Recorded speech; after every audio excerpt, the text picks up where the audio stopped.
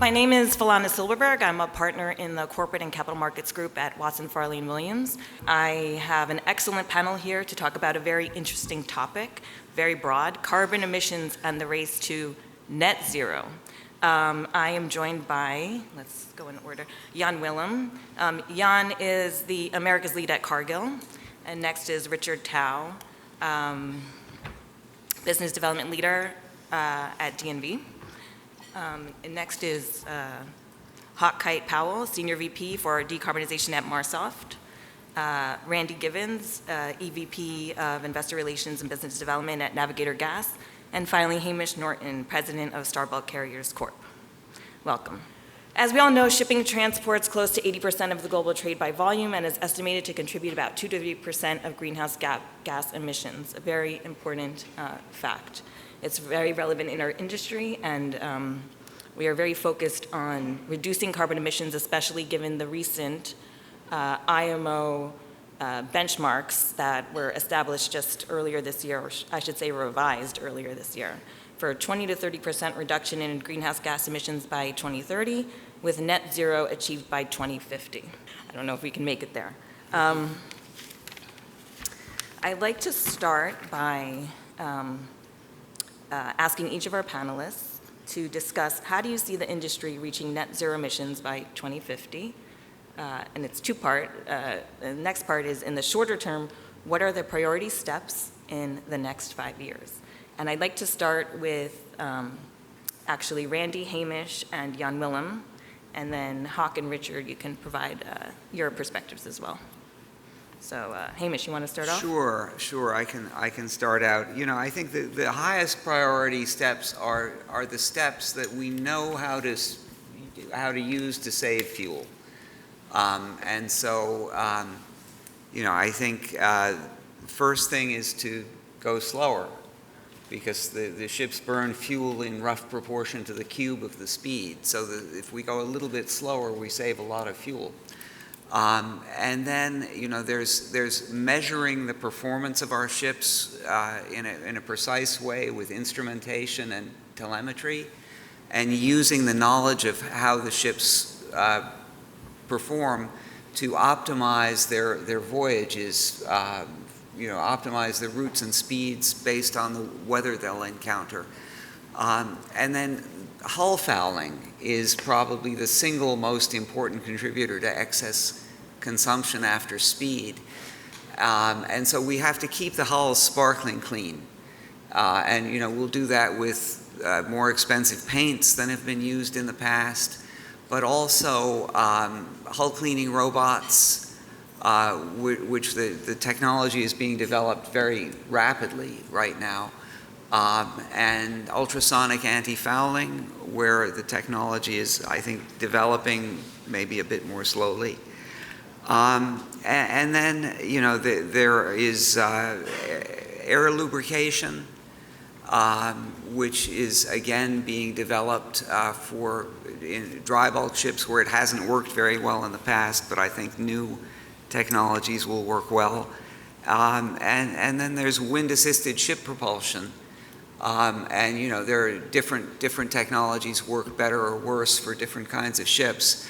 But, you know, I think that's going to get us to 2030 with a, you know, sort of that saves 25%, maybe even more. And then, you know, we have to start thinking about new fuels. You know, there's LNG, which, you know, may be becoming, you know, less popular, and methanol and ammonia, which seem to be becoming more popular. And, you know, you can't order an ammonia ship yet, but soon. And then I think to get us to net zero in 2050, we probably have to, in 2040, start adding some nuclear propulsion to the mix, but we'll see. Yeah, from Navigator's perspective, certainly on the short term, and what we're doing now is all of these aforementioned items, anti-fouling paints and hull upgrades, propeller upgrades, operating efficiency, right, using different softwares to really optimize your routes. And then longer term, as you know, Hamish was saying, getting into clean ammonia, blue ammonia, green ammonia for the fuel propulsion. Obviously at Navigator, we carry ammonia on the ships, so it's pretty easy eventually to start running the ships on that same ammonia. So that's what we're looking at over the next handful of years to develop that further with the engine manufacturers and DNV and others to really get those engines going. So that's a longer term project, but by 2050, how many vessels today on the water are going to be around? Zero, right, or very, very few. So we think 2050, the goal is still achievable, but it will take a lot of progress over the next 5 years. Well, in addition to what they're saying, like the IMO strategy from this summer, updated strategy, will, in our opinion, become policy, and that will literally transform the roadmap for every company and organization in shipping. So to our mind, you have to be prepared, have a roadmap for yourself, a strategy, a team in place to face this, and a collaboration network, to have the right collaborations in place to make these changes happen. For Cargill Ocean Transportation, we've been on a decarb strategy rollout since 2017, so we started a few years ago, with multiple projects for the immediate, medium term, long term.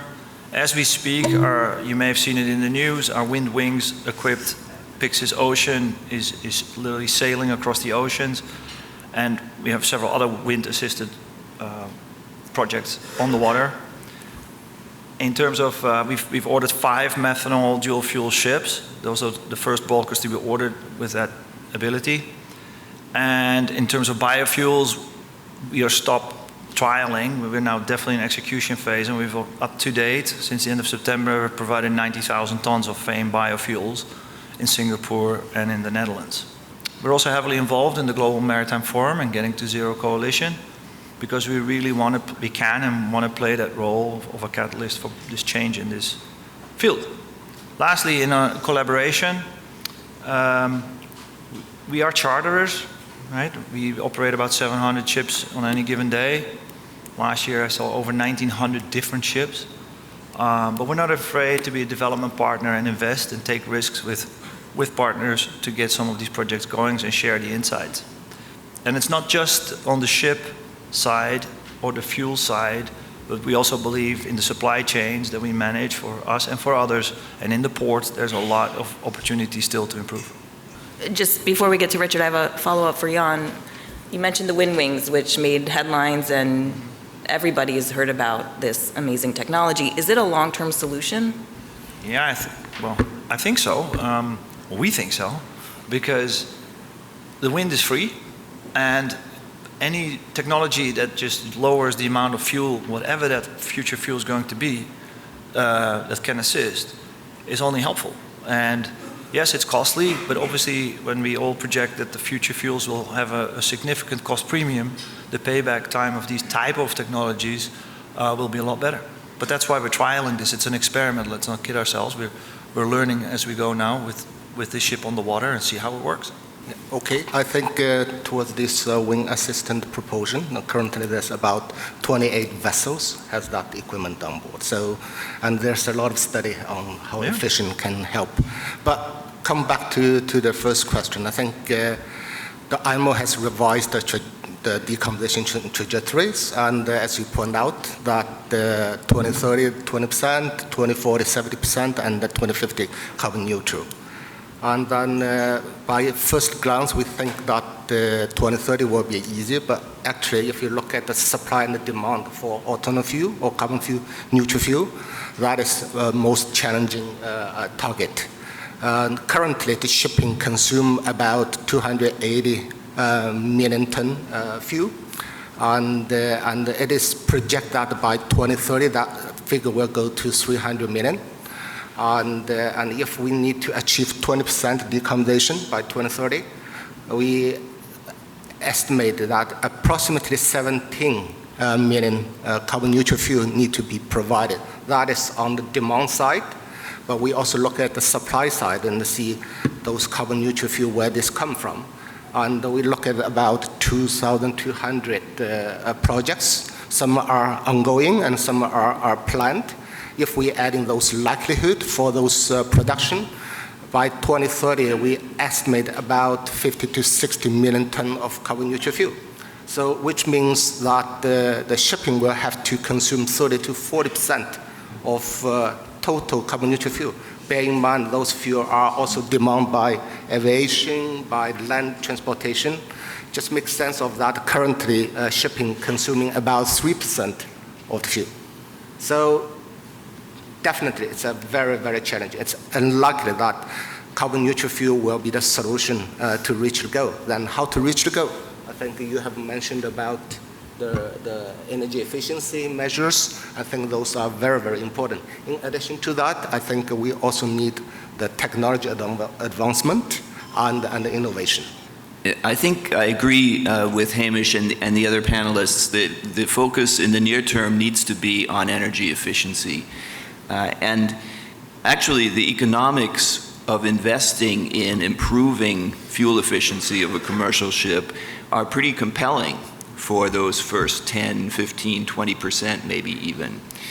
The challenge, based on our experience at Marsoft working with a large range of ship owners, is that for some owners, they don't necessarily realize themselves the value of the fuel saved, or they may have a short horizon on the expected retention of the ships. They may face a significant probability of selling the ships before those investments are recouped. And so those are some of the things I think that are holding back investment in energy efficiency in some instances. Fortunately, from my perspective, the pressure to do that and the incentives to make those investments in shipping are increasing, both from the general recognition that the social cost of carbon is probably higher than what we have assumed, and because a growing fraction of shipping is likely to benefit from or be impacted by, depending on your perspective, both regulated carbon markets like the ETS in Europe and others, and voluntary carbon markets where owners who make extraordinary investments in energy efficiency can benefit from carbon credit sales. And those things I think will help speed the investment in that energy efficiency. In the longer run, I think it's an open question and probably not a single solution for all of the shipping industry. But I think what's really needed today is a serious commitment by innovative owners to try out things and experiment and push the technology. And I'm pleased to see that we're seeing that with many of the owners that we work with. And actually, I did forget to mention that when carbon taxes are high enough, or when there's enough of the world that is covered by an emissions trading scheme, carbon capture and storage can be very important. We've tested 2 different technologies out on one of our ships, and it works. It's expensive, but it works. Before moving on to incentives, I did want to touch on fuel, since that's a topic we've been talking about. We've heard every panelist mention how important fuel is, net zero carbon emission fuel. What is the fuel of the future is our question, and it's important to identify this before 2050. Richard, can you discuss some of the trends you're seeing in new building orders and what companies are thinking about in selecting the fuel of the future between LNG, ammonia? What are you seeing? Okay, I think just to answer this question, I have to check this morning about the DNV alternative fuel inside. So we're keeping tracking of all the vessel fleet and the new building order. So the latest figure up to this morning was that there's about 2% of the world fleet are running alternative fuel, are capable of running alternative fuel, where LNG is about 1.68%, LPG 0.3%, and methanol 0.05%. But if you look at the total order book, in terms of gross tonnage, there's 44% of the world fleet are in the order book are able to run alternative fuel, where LNG is taking a big part of that, 27.8%, and methanol is 13%. and then followed by the LPG and the hydrogen. But in this year, 2023, we have seen a big jump for the methanol. Currently, for this year, 27% of the new building order is doing the methanol, and followed by LNG and LPG. So that's interesting. So LNG initially was the leader, and now it's turning to methanol. And there's actually no indication for ammonia yet. So what I can surmise from this is there is no clear indication yet if the industry is still shifting. Yeah. I'll turn this next question to Hamish, Randy, and Jan. What are the primary factors relevant to your segments when considering alternative fuels and the timing of new building orders in view of this uncertainty in the fuel of the future? At STAR, we have not reached a level of certainty as to what the fuel of the future is going to be yet sufficient to persuade us to place a new building order. I believe we are thinking that it's probably going to be ammonia, at least for the larger ships. But for the smaller ships, even if ammonia is the most common fuel for the larger ships, it's not clear that our smaller ships will be able to bunker in ports that will have access to ammonia. And, ammonia is, despite the fact that Randy's company carries it safely every day, it's not proven in engine applications yet. And it would be good at least to see that it works. Stay tuned. We're coming with that. But yes, when we're looking at new builds, which again, to be clear, we're spending a lot more time looking at secondhand acquisitions than new builds. But looking at new builds, it's all about fuel availability, right? We operate handy-size vessels, so in dozens of ports around the world. So with that, it's really a chicken and egg problem. Do you build the ship and then hope the infrastructure comes, or do you wait for the infrastructure, then build the ship to match? So for us, ammonia will be the future fuel for Navigator for sure, but in terms of placing those orders, we're still a few years away. So you asked about the factors and the timing. For us, it's a balance between doability and efficiency. So ammonia may have the higher efficiency, even if it's actually quite low. Hamish taught me last night. The methanol is probably more doable. That's why we ordered those dual fuel bulkers.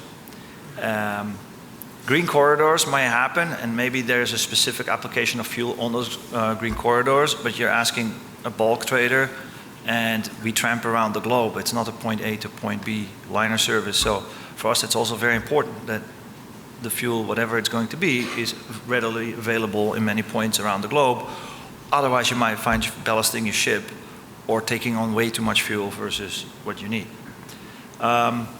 Timing-wise, the IMO has set this target that my colleagues are talking about, that 5 to 10% will have to come from new resources. That's significant because the actual policies by the IMO won't come out for another few years. It's a strategy, not a policy. We don't know exactly what is going to make sense, but we want to have these dual fuel bulkers to at least have a discussion with our customers to see, to have something to talk about, to have a discussion, okay, is this something you want to get involved with? Even if the future is not 100% clear. Sounds like timing is still a little bit uncertain, but at some point, somebody has to jump and make a commitment. And I'm curious, when is that timing so that companies are well placed to meet the demand, come 2050? Actually, it's not 2050 at all. If you paid attention to what's just been decided by every single nation on the planet, is that by 2040, we're going to cut these emissions for 70, striving for 80 of total emissions, which actually means an intensity cut of 90 plus. So basically, 2040 is the deadline that we're going to have pretty much every ship that, before that on the water has to be neutral. If you think about that, these policies will not be set in stone for at least several years. Actually, we're talking a 13-year time frame. That's extremely short. It's not something 2050, like we'll deal with it later when we're all retired. No, this is going to happen much sooner. And I suspect that, at least for dry bulk, that the orders will not be placed soon enough to meet the IMO schedule in a let's say, comfortable way. I think the fleet of good ships will get older.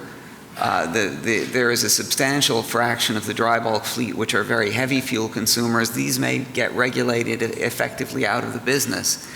And, what you'll see, I think, is that charter rates will start going up as a bunch of the fleet gets regulated out of existence.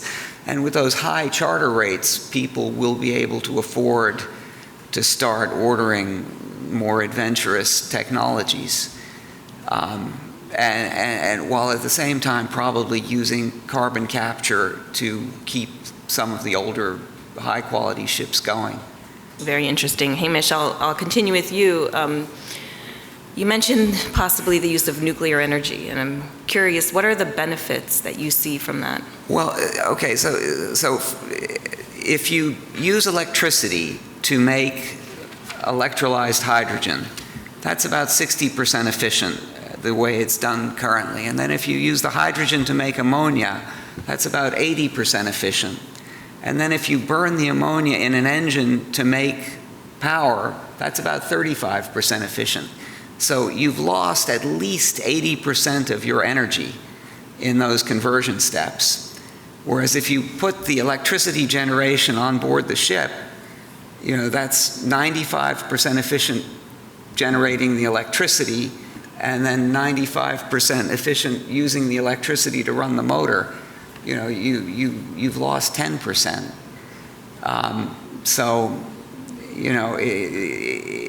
If energy costs anything, it's a lot cheaper to put it directly where it's needed. Just a compliment to this one. I think DNV latest Maritime Forecast 2050, and we took that nuclear as a case. And we look at the nuclear power container ship, 15,000 TEU, going from Europe to Far East. And then we assign the leasing model for the nuclear reactor. So look at the CapEx and OpEx, and we assign the high case and low case. And the conclusion was that the low case of nuclear, the cost is feasible. And, small modular reactors made in a factory in large series that are walk-away safe appear to be coming soon. We'll see. But, again, technology has to be proven, much like ammonia. So I'd like to shift to the cost of implementing these technologies. Hauke, in your opinion, are there proper economic incentives in place to decarbonize shipping in the short term and the long term? I think there are, but as I mentioned, it depends on the owner's operating profile, how they charter out their ships, how long they hold on to ships, whether a serious investment in improving the energy efficiency of an older ship will pay for itself from the owner's perspective. I think for owners who are long-term operators of ships and who have a way to see part of the benefits of the fuel savings directly for themselves, the answer is yes. And the more countries implement schemes to put shipping under regulated carbon pricing mechanisms like the ETS, I think there are several other initiatives in the works around the world to do similar things. Unfortunately not, as several speakers today have recognized, it would be cleaner and better if there were a uniform global framework for this. The prospects for that, I'm not so optimistic about, but anyone whose ship is exposed to the European ETS has plenty of incentive to reduce fuel consumption and make serious investments to do that. More broadly, I think the voluntary carbon markets can be an assist in this to owners who want to make significant additional investments in decarbonization.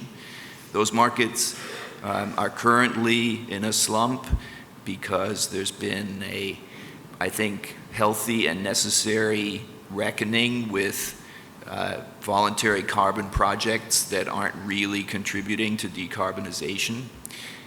But I think they'll come back because I think the demand for serious and verified carbon emission reductions and carbon credit markets is going to be there in the future. And that is something that all owners can take advantage of. Just a question open to the panel. On your thoughts of whether a global emissions tax is inevitable to achieve an industry-wide decarbonization? Well, without a global carbon tax or without a tax on carbon that exists everywhere in the globe, whether it's a globally organized tax or just a number of different taxes that happen to cover the whole globe, without that, it's going to be very difficult to decarbonize because if there's not in effect a tax on carbon, for example, then there's no reason to implement carbon capture, for example. I mean, saving fuel always saves money, but saving carbon costs money if you use carbon capture. And it's not cheap. It's at least $100 a ton. You might need more to incentivize the appropriate technologies. And the alternative fuels are going to be expensive. Expensive or more costly? It's a matter of words. But, well, I think we welcome any legislative measures that create a clear pathway to decarbonization. Carbon tax is a possibility. It's not the only one. But there has to be some economic measures in place to have an investable pathway, right? Otherwise it doesn't work. You could have other measures like minimum standards on assets or limits on carbon intensity as well. Very likely none of these on their own will get us there. So it's probably going to mix of several initiatives and legislative measures. I think just to add to that, from an economic perspective, in my view at least, the carbon tax would be the most efficient way to do this because it wouldn't dictate one particular technology solution. It wouldn't force anyone to adopt a solution that isn't optimal for their segment of the shipping industry. And it would create a efficient pathway, in my view, to decarbonization. In some sense, all of these other schemes, like the ETS, which isn't technically a carbon tax, have a very similar effect at the end of the day. They're effectively putting a price on carbon emissions. And that's really what has to happen. Adding to the ETS discussion, I think using the ETS, that figure currently, the price for the CO2, we're at about 50% more cost to the fuel. And so that is the incentive for the owner to do energy efficiency and looking for the alternative fuel. So I think global tax regime will be important element for decarbonization of shipping. There's been a lot of talk about the IMO potentially putting in a tax and what they would do with that money. Any ideas on what they should do? Invest it back in the industry? I open it to the panel. Well, I think using the money to fund research into making, zero carbon propulsion technologies more practical and less expensive would be very welcome. But actually figuring out how to set up that political mechanism is probably quite challenging. And the IMO is already challenged quite a bit as is. I'm not very hopeful that will be able to be implemented. Yeah, from what I know, that this is a very hot political debate among nations. The small island nations have a very different opinion about what should happen to those funds versus some of the larger nations. So I think that's part of a political process that needs to play out. But they will have to come to some sort of a solution because we need direction. And in terms of positive incentives, Are there any in place now for first movers? Should there be something in place for those participants who are investing first in alternative solutions? I mean, it would be very nice if there were something to compensate first movers, then you would get more first movers. There is actually. The Wind Wings is partly funded by the European Union, for example. So you can have projects that are supported in a variety of ways. I also think the IMO would do well to allow different sectors go at different paces. It would make intuitive sense to focus on the largest ships that use the most energy. But then you also have to be careful that you don't penalize the most efficient cargo carriers in the world, right? So they need to strike that balance on top of that. It's not easy. Yeah, I guess that's a good point. Apple has made a point of moving fewer of its iPhones by air freight and more of its iPhones by sea in order to reduce its carbon emissions, because there's a huge reduction in carbon moving from air freight to sea freight. You know, even before we've addressed any of the carbon emissions of ocean transportation. And then I guess there are some grants that you can get from governments. There's certainly large customers that incentivize being a forward mover, first mover in these things, and also from an investor standpoint, right? They do value decarbonization efforts. Now, I've done a lot of teach-ins in the last few months, none with Greta Thunberg, right? So she might not be looking directly, but there are many investors who are looking at shipping, are looking at Navigator, asking, what are we doing going forward, right? All of our stakeholders, partners, charterers, and investors are wanting a sustainable Navigator, also a profitable Navigator. So we've been clear that we're not just putting money in these things as a charity, but there are some very attractive and profitable ventures that we're looking at, be it green, blue ammonia, be it CO2 transportation. So there's a lot of opportunity there that investors, that appeal to investors as well. And we're working on green corridors. You know, we worked on a green corridor project with some Australian mining companies looking at moving iron ore from Australia to East Asia in ammonia-powered ships, where the ammonia would be produced in Australia from sunlight. And you know, it works, and if everybody is willing to get together and the governments are willing to provide the appropriate incentives, it's quite practical to get something like that going in 3 or 4 years. And I guess I would say, again, something that is available to any ship owner who is making substantial additional investments beyond what is industry standard practice in decarbonization. The voluntary carbon credit markets are accessible. Yeah.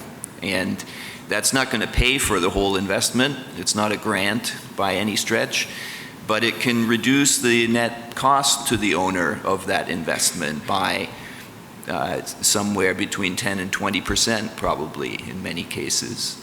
And that can help push the decision over the edge. So yeah, and we're taking advantage of that, as you know. That's right.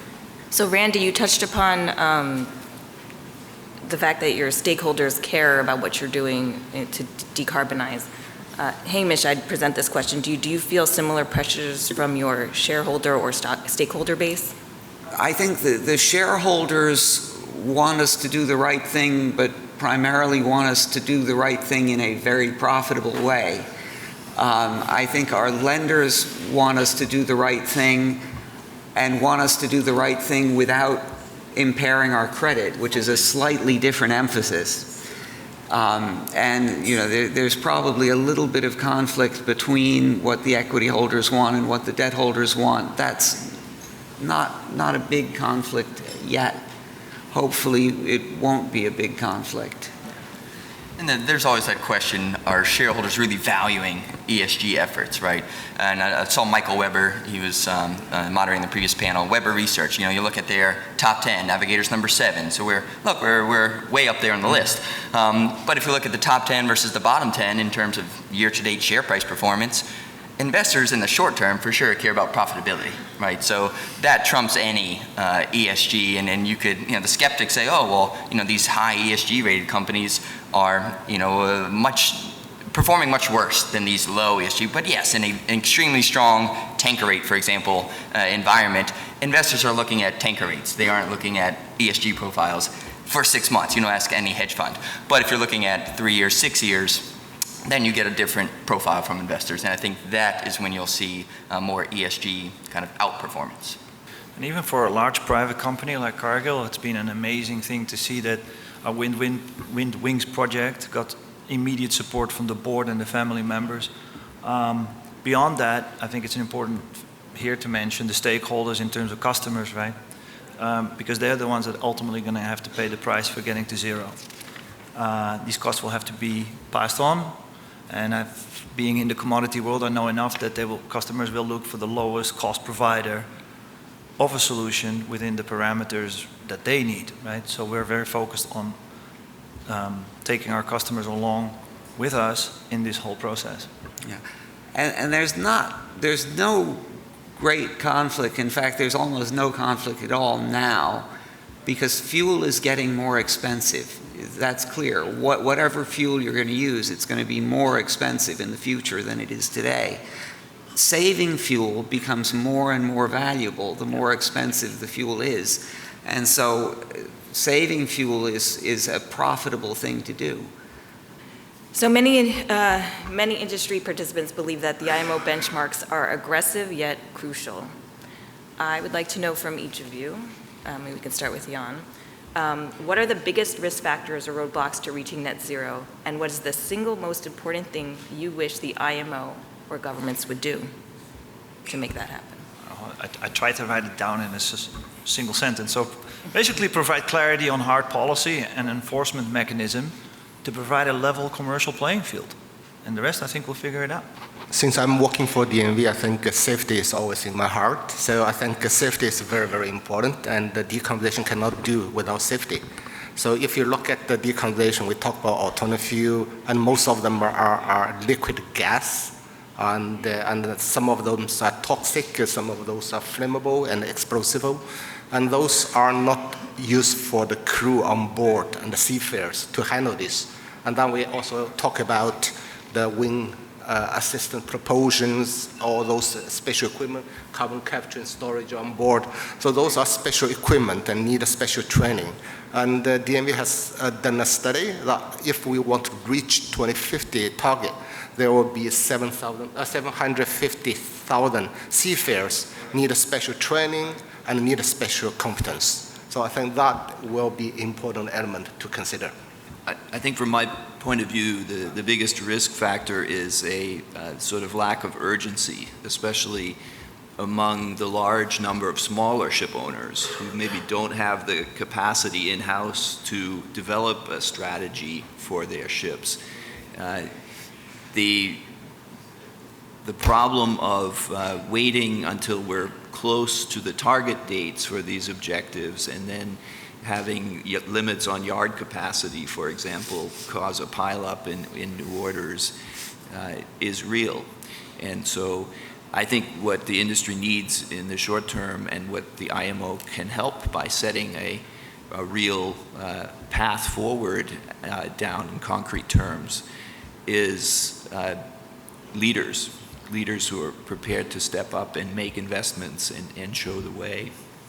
Yeah, I think the biggest risk is certainly a watered down or delayed implementation enforcement from IMO. I remember 4 or 5 years ago moderating a panel in my previous role around IMO 2020 and right to scrub or not to scrub. And investors at the time were like, oh, that thing, it's not really going to get implemented. There's going to be rampant cheating. It's surged January 1st, 2020, but it's going to become 2021, 2022.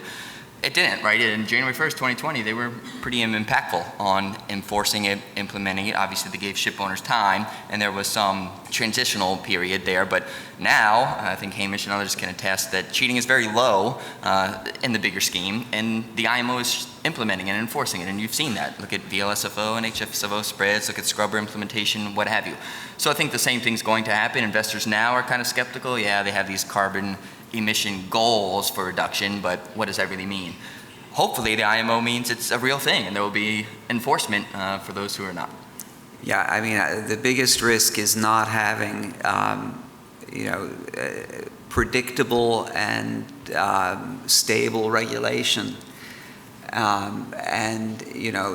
Basically having the political will to have a very predictable regulation that people believe will be implemented on the schedule is crucial to getting the fleet prepared for 2050. So actually, I think we're coming up on our time here, so I'll end this by asking each of you a yes or no. Very simple. Is achieving net zero by 2050 achievable? I have to say yes. Yes for me. Technically, yes. Very lawyery. Yes, and I'll still be working in 2050, so Yes, and I won't be. Well, thank you to each of our panelists and to Capital Link for facilitating this discussion.